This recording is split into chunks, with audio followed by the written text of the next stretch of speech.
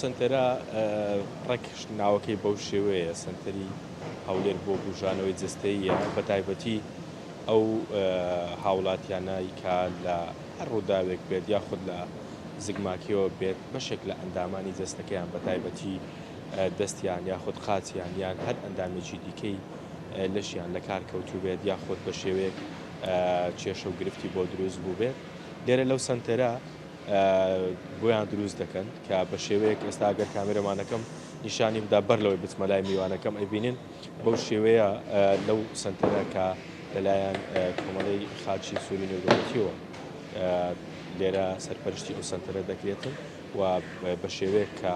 هەر هاوڵاتیەک کە لە هەرێمی کوردستان یا خۆتی دەوێت هەرێمی کوردستانیش بێت دەتوانێت سەردانی و سنتەرە بکاتون لێرە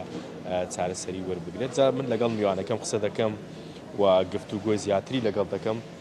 ئەڤین یاسین لەگەڵم دەبێت لێپرسراوی بەشی ڕاگەیاندنی هەرێمی کوردستانی کۆمەڵەی خاچی سووری نێودەوڵەتی لەگەڵم دەبێت. ئەڤین خان سڵاوت لێ بێ و بەیانیت باش هەندێک زانیاریمان پێ بدە لەسەر ئەو سنتەرە کاری ئەو سنتەرە چییە و چێن ئەوانەی سەردانی ئەو سنتەرە دەکەن. بەیانیتان باش بەخێر بێن بۆ بنکەی بژانەوەی جستەی سەر بە کۆمیتەی نێونەتەوەی خاچسوور. طبعاً ئەو کەسانێک کە دێن سەردانی ئێمە ئەکەن هەر کەسێک کە پێویست خاوەن پێداویست تایبەت بێ پێویستی بە دەستێکیان قاچێکیان پەلێک بێتن دێن سەردانی ئێمەکەن یاخود لەدایکە بن بە کێشەی خوڵقییان هەیە یعنی زگماکی بە زگماکی کێشەی جوڵەیان دەبێتن ئەوانە دێن ئەوەی وەرەگرن مەسانەدی وەرەگرن بۆی کە بتوانن لەسەر قاچی خۆیان بڕۆن بەڕێکەون هەروە کورسیشیان ئەدەینێ ئێمە و گۆپاڵ و شتیواشیان ئەدرێتێ بەڵام لە هەمان کاتیشە ئەو کەسانن کە بەهۆی کارەساتێکەوە بەهۆی جەنگەوە بەهۆی مینەوە بەهۆی پاشماوەی تەقەمەنیەکانی جەنگەوە یاخود بەهۆی نەخۆشیەکەوە یان وەکو باسم کرد بە زگماک لەدایکە بن کێشەی ڕۆیشتنیان هەیە جوڵەیان ئەبێتن.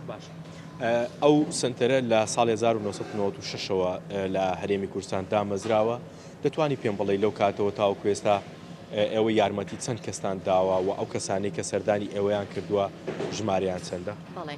طبعاً ئێمە لە ساڵی 1996ەوە خزمەتگوزاری خۆمان پێشکەشەکەین هەمووش بە خۆڕایی خزمەتگوزاریەکان نزیکەی 19 پتر لە 19,000 کەس سەردانی ئێمەیان کردو و خزمەتگوزاریان وەرگرتووە و ساڵانەش ئێمە پتر لە 7,000 کەس سەردانمانەکەن نەخۆش سەردانی ئەم بنکەیە ئەەکەن و هەروەها زیاتر پتر لە 6,000 کەس خزمەتگوزاری وەرگرتووە. باشە ئەڤی خان ڕەنگە لای بەشێک لە ئەوانەی ئێستا بینەرمانن پرسیاری ئەوە بکەن کە ئەو خزمەتگوزاریانی ئێوە لە بەرامبەردا چی وەردەگرن ئایا هیچ بڕەپارەیەک وەردەگرن لە بەرامبەرەوەی کە ئێوە ئەو پەلە دەستکردانە بۆ ئەو هاوڵاتیانە دروستەکەن؟ نەخێر هیچ بە هیچ شێوەیە کۆمیتەی نێونەتەوەی خاچسوور ڕێکخراوێکی مرۆیە کار دەکات بۆ خزمەتگوزاری لێ قەوماوانی جەنگ و ئەو کەسانێک کە پێویستیان بە خزمەتگوزاری ئێمە هەیە وەک باسمان کرد ئێمە کار و ساڵاکی جیاجیامان هەیە تەنها ئەو بنکەیە نیە ئیشی تریشمانەیە لە حاڵەتی کتتوبر و تەنگەتاوی دەکار دەکەین هیچ شتێک پارە وەرناگیرێ هەر کەسێک بێتە ئێرە ناسنامەیەکی بۆ دروستەکرێ هەویەکی بۆ دروستەکرێ هی نەخۆش دێنە ئێرە بەخۆڕایی ئەگەر لە دەرەوەی هەرێمی کوردستانی شەوە بێن لە بۆ نمونە لە دەوروبەری هەرێمی کوردستان لە دەرەوەی هەرێمی کوردستان لە باکوور خزمەتگوزاریەکان بەس بۆ هەرێمی کوردستان نیە سنووری هەولێر نییە سلێمانی و یان شارەکانی بەڵێ هەموو هەرێمی کوردستان ئەگرێتەوە لە هەمان کاتیشە دەوروبەری هەرێمی کوردستان ئەو باکووری عێراق با بڵێن ئەگرێتەوە شوێنەکانی تری دەرەوەی هەرێمی کوردستان ئەگرێتەوە ئەو کەسانە پێویستیان بە خزمەتگوزاری ئێمە هەیە دێن سەردانمان ئەکەن و لە هەمان کاتیش ئەو کەسانێک کە ئاوارەن یان پەنابەرەکان خزمەتگوزاریەکانمان بۆوانیشە. ئاکام سانا هیوادارم ئەو بابەتەی کە لە لای ئێوە پرسیار بوو بێ هەم خۆم هەم میوانەکەم زانیاری باشمان بە ئێوە و بە بینەراندا بێ لەسەر ئەو سنتەری بژانەوەی جستەیی لە شاری هەولێر کە بۆکو میوانەکەشم باسی کرد هەموو هاوڵاتیەک دەتوانێت بێ بەرامبەر سەردانی ئەو سنتەرە بکات و ئەو خزمەتگوزاریانی کە لەو سنتەرەدا هەیە بۆ ئەو کەسانەی کە بە هەر ڕووداوێک بێت